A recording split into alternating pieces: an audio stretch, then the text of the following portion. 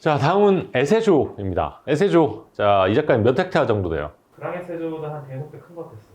4배. 네. 37.69헥타르고요. 오너는 몇 명인 줄 아세요? 그랑의 세조보다 훨씬 많지 않아요? 그렇죠.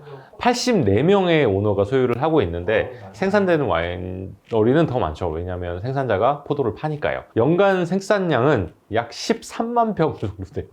엄청 많죠. 꽤 많네요. 그렇죠. 엄청 많죠. 에세조의 경우 이제 구획 대부분이 클로드 부조를 만든 시토수도원의 수도사들에 의해서 개간이 되고 지금의 에세조 구획의 대부분을 형성하는 끌리마들은 이제 12세기, 13세기에 다 결정이 됐죠. 파셀은 총 11개예요. 에세조 같은 경우에는 이제 고도가 한 230m에서 300m 사이고 그랑 에세조보다는 더 다양한 토질과 경사를 지니고 있어요. 중간에 위치한 플랫은 경사도가 이제 13도 정도 되는 가파른 구간도 있고 특히나 이제 오르막길에 있는 표토층은 굉장히 두꺼운 편인데 80cm 정도로 표토층이 두껍다고 해요. 토양 구성 같은 경우에는 붉은색이 두드러지는 자갈과 충적투가 베이스가 되고 있고요. 회색이도는 이회토 등 파셀별로 해서 이제 토양이 많이 나눠져 있다고 생각을 하시면 돼요. 가장 먼저 이제 11개의 끌리마에 대해서 설명을 해드리겠습니다. 가장 먼저 소개해드릴 끌리마는 레 플라이에르입니다. 총 면적이 약 5.21헥타르 정도 되고 에세조 중에서도 이제 가장 중심부에 있는 포도밭으로 DRC가 약 한 4.24헥타르를 소유하고 있고요. 그랑 에세조와 이제 맞닿아 있는 포도밭으로 이제 표토층이 얇고 햇볕이 굉장히 잘 드는 곳으로 이제 더운 빈티지에는 수확이 굉장히 빠르고 서늘한 빈티지에도 좋은 수확을 할 수가 있죠. 이제 에세조 중에서는 굉장히 좋은 끌리마라고 보시면 됩니다. 다음 소개해드릴 끌리마는 아르노보예요. 포도밭 크기는 이제 5.04헥타르 정도 돼요. 이제 에세조 뒤에 있는 오르보 계곡을 따라서 쭉 뻗어 있는데 풀메크루인 아르노보하고 맞닿아 있고요. 표토층은 얇고 이제 돌이 많아서 아무래도 돌이 마름 이 작가님 뭐다? 미네랄. 그렇지, 미네랄 캐릭터가 좋다라고 보시면 돼요. 이 밭 같은 경우에도 이름을 따서 싱글 파셀 이름을 붙여서 만드는 게 많은데 이제 페블레가 0.83헥타르를 소유하고 있고요. 그 다음에 비조가 0.5, 그 다음에 조셉 드랑이 0.46, 그 다음에 드니모떼가 0.25헥타르 정도를 소유하고 있어요. 그리고 루미에가 에세조 만드는 거 아세요? 루미에도 있어요? 루미에가 에세조를 만들어. 이게 상당히 재밌는 게 미국 자본이 들어가서 미국 사람이 돈을 내서 땅을 사서 루미한테 만들어 달라고 한 거예요. 아. 네.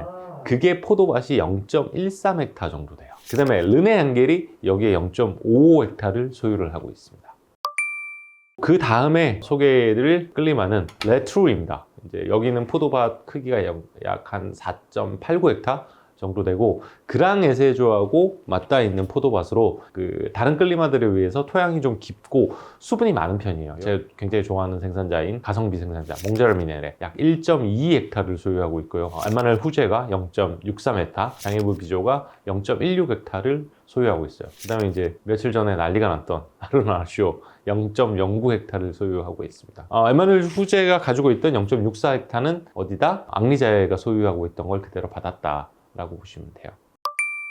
자, 다음 소개해드릴 포도밭은 레 루스두바입니다. 전체 면적이 약 한 3.99헥타르 정도 되고요. 프메크루인 레보몬과 맞닿아 있어요. 그러니까 약간 위쪽이죠. 그러니까 여기는 에세조 중에서도 고도가 가장 높은 편이고 라임스톤이 굉장히 넓게 분포가 되어 있어요. 그래서 에세조 중에서도 여기서 만든 와인들은 굉장히 좀 우아한 와인이라고 보시면 돼요. 여기 같은 경우에는 가장 많이 소유한 생산자가 미네르지부가 약 한 0.6헥타르를 소유하고 있고요. 그 다음에 루이자도가 약 0.53, 다비드비앙이 0.5, 그 다음에 외국가뮤제가 0.44헥타르를 소유하고 있고요. 그 다음에 아르노라쇼가 0.15헥타르를 소유하고 있습니다. 다음 소개해드릴 끌리마는 이제 레샹 트라베르센입니다. 여기 같은 경우에는 3.58헥타르를 소유하고 있고요. 약간 높은 지역에 위치하고 있어요. 토질이 석회석과 모래가 좀 뒤섞여 있고요.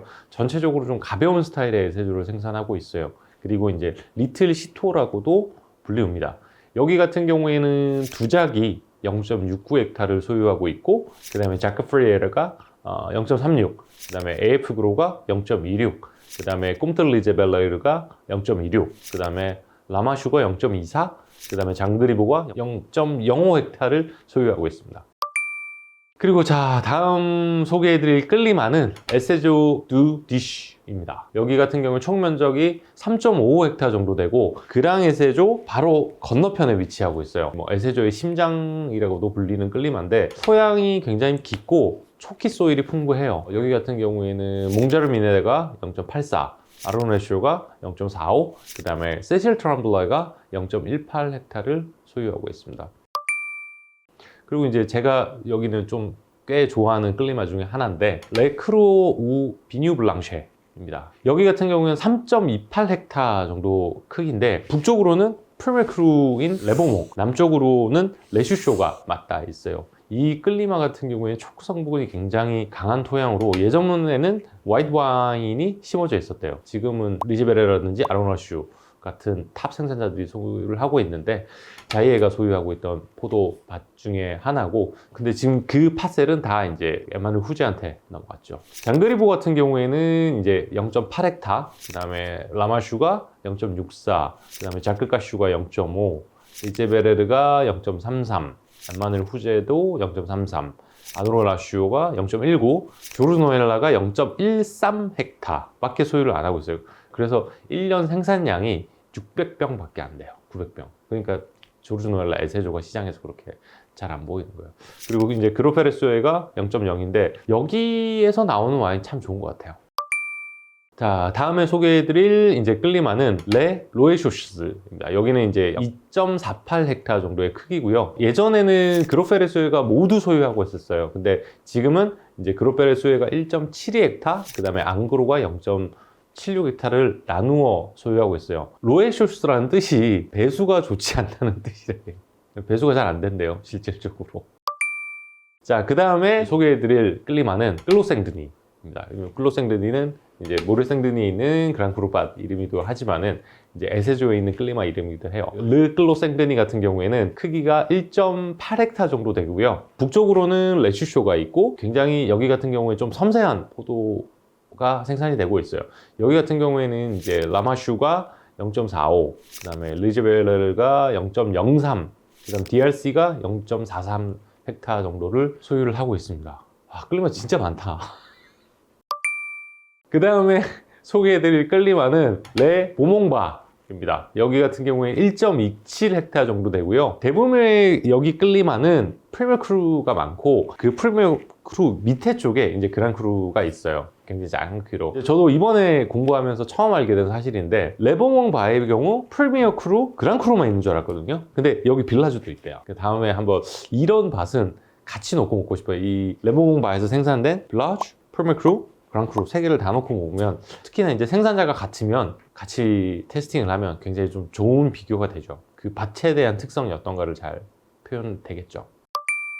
자, 이제 마지막으로 소개해드릴 끌리마인데 레 까르띠에 드 누이입니다. 여기 같은 경우에는 1.12헥타 정도 되고요. 끌로도 부조와 맞닿아 있는 끌리마로 에세조 중에서도 고도가 가장 낮은 지역이에요. 여기 같은 경우에는 본노만의 빌라지하고 맞닿아 있죠. 본노만의 빌라지하고 맞닿아 있다. 그럼 뭐다? 조금 부족하다. 그렇지, 퀄리티가 좀 떨어질 거다 라고 보시면 돼요. 여기 같은 경우에는 몽자르 미네레가 0.65헥타 정도 소유하고 있고요. 도멘데 페드리 이 집이 0.27헥타 정도 소유하고 있고요. 백도제르베 여기가 0.1헥타, 레지 프레이가 0.08헥타 정도를 소유하고 있어요. 클리어 엄청 많네.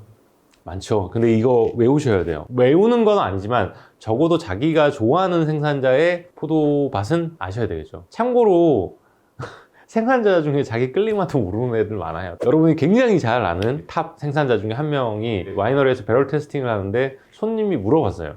니 끌리마를 뭘 가지고 있냐? 그때 대답을 뭐라고 한지 알아요? 앙리자이하고 같은 끌리마야. 그 브라질에서 온 사람이 이게 뭐지? 그래서 니 끌리마 이름이 뭐냐고 물어보니까 말을 안 해서 제가 옆에서 좀 도와줬는데 탑 생산자 중에서 그런 사람도 있다. 넘어가서 탑 프로듀서, 그러니까 에세조의 최고의 생산자를 먼저 소개해 드립니다. 가장 먼저 소개해 드릴 생산자는 DRC예요. DRC 같은 경우에는 4.67헥타 정도를 소유하고 있고요. 포도나무의 평균 수령은 약 40년에서 50년 정도 됩니다. 그리고 평균 가격이 3,325불이에요. 엄청나게 비싸요. 이거 이제 한참 지난 이야기지만은 2007년만 하더라도 내가 한국에서 20만 원대 이거 샀는데 에세조 신동거. 근데 지금은 신동거도 200만 원 정도 하지 않나? 예. 불과 진짜 4, 5년 전만 하더라도 미국에서 한 500불이면 샀어요. 근데 지금은 최소 한 200 하죠. 많이 올랐어요, 너무. 예. 아유. 자, 다음 소개해드릴 생산자는 이제 꼼틀 리제벨러입니다. 꼼틀 리제벨러는 이제 0.62헥타를 소유를 하고 있고요. 끌리마는 3개로 나눠져 있어요. 이제 포도나무의 평균 수령은 65년 정도 되고요. 가격은 평균 가격이 2,600불대 정도 됩니다. 꼼틀 리제벨러 같은 경우에는 특유의 이제 적금성, 가장 뭐 어린 빈티지도 뭐 바로 따서 마시기가 좋은 와인들을 생산하고, 그 다음에 잘 짜여진 밸런스와 매혹적인 향기가 돋보여요. 루이 미셸이 항상 이야기하는 게 장기 숙성하는 와인을 만드는 것보다는 지금 편하게 마실 수 있는 와인을 만든다고 많이 하거든요. 저 같은 경우에는 이제 2006 빈티지부터 2016 빈티지까지 11개 빈티지를 테스팅했고, 이것만 한 130병 테스팅했더라고요, 제가. 리제벨 같은 경우에는 가장 간주하는 빈티지는 이거 2010년이요. 2010년이 한 1938병 정도 만들었는데, 저도 이거 한 600불 때부터 시작해서 지금 엄청나게 많이 마셨는데, 2009년부터 이제 줄기를 쓰기 시작하면서 스타일을 잡았고요. 2009년, 2년에 이후에 생산된 2010, 12, 14, 15, 16 다 좋아요. 그래서 뭐 와인 자체는 나무랄 데가 없다. 그리고 바로 따서 먹기에도 좋은 스타일의 와인이에요.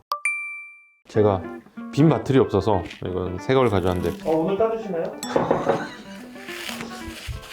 다음 소개해드릴 생산자는 이 비조예요. 이 작가님, 이거 VIP 가격이 얼마 정도였는지 아세요? 작년에 판매했을 때?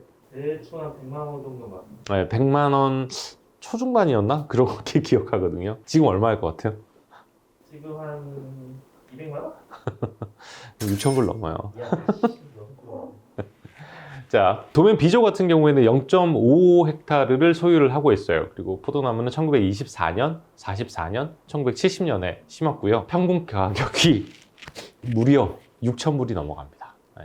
지금 사실 부르고뉴에서 가장 비싼 와인이에요. 제가 작년 12월에 이제 뉴욕과 프랑스를 다니면서 느낀 건데, 우리 이 작가님도 뭐 느끼셨겠지만 와인 메이커들이나 아니면 이제 와인 멀천트 파는 애들이 생각하는 게, 이제 비조는 거의 르루아나 앙리자예급으로 인정을 받기 시작했다고 느껴져요. 이전에도 아주 매력적인 와인을 생산했지만은 개인적으로는 2016 빈티지부터 이제 넘사벽의 와인을 만들지 않았나 싶어요. 리제베르르가 2009년도에 줄기를 쓰기 시작하면서 또 스타일을 잡아서 확 올라가기 시작했다면, 비조 같은 경우에는 2016년부터 완전 다른 레벨이라고 생각하시면 돼요. 비조를 처음 간 게 2010년이거든요. 2010년도에 가서 이제 2009년 배럴 테스팅하고, 자기가 두 번째로 만들었다는 96 빈티지도 테스팅하고 했었는데, 그게 뛰어난 생산자긴 했지만 지금 요새는 완전 다른 레벨이라고 느껴져요.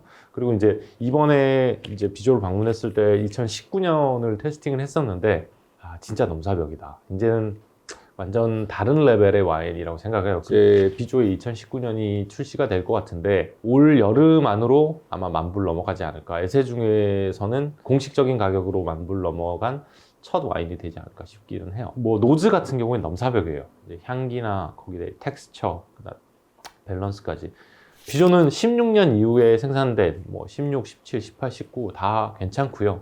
그다음에 특히 19년 보이면 제가 생각하는 2009년 라로만의 급 정도 된다고 보시면 돼요. 어쨌든 보이면 한번 드셔보세요.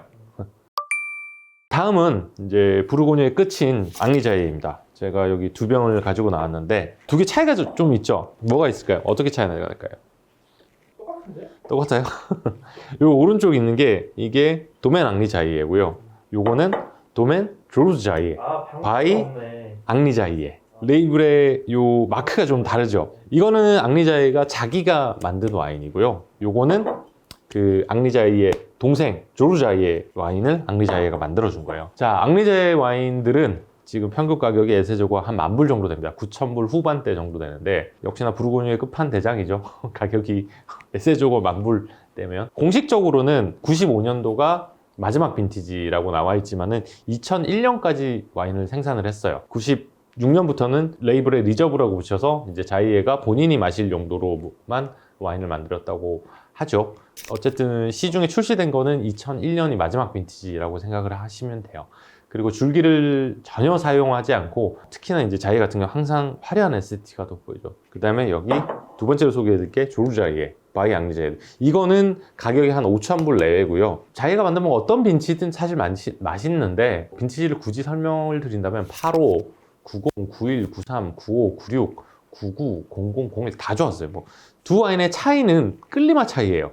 끌리마가 조금씩 달랐었죠. 앙리자이가 만들었던 와인 중에 또 뭐가 있냐, 루세잉 자이라고 앙리자이의 가장 큰 형이 있어요. 이 와인은 이제 현재가 한 2,000불 정도 돼요. 그리고 93이 아마 라스트 빈티지일 거고, 여기는 이제 85, 90이 아주 좋았습니다. 어쨌든 뭐 자이 하면 위시브루 크로파랑 2이지만 사실 에세조도 최고의 와인을 생산했다라고 보시면 돼요. 자, 그러면 제가 소개해드린 가장 먼저 DRC, 그 다음에 꼼틀 리제벨, 비조, 앙리자이, 이게 이제 에세조의 탑4라고 보시면 됩니다. 강력 추천하는 생산자를 이제 소개해드린다면, 최근에 갈수록 더 매력적인 와인들을 생산하고 있어요. 그리고 가격도 최근 계속 이렇게 올라가고, 제 주식만 하향이고 다 우상향인 것 같아요.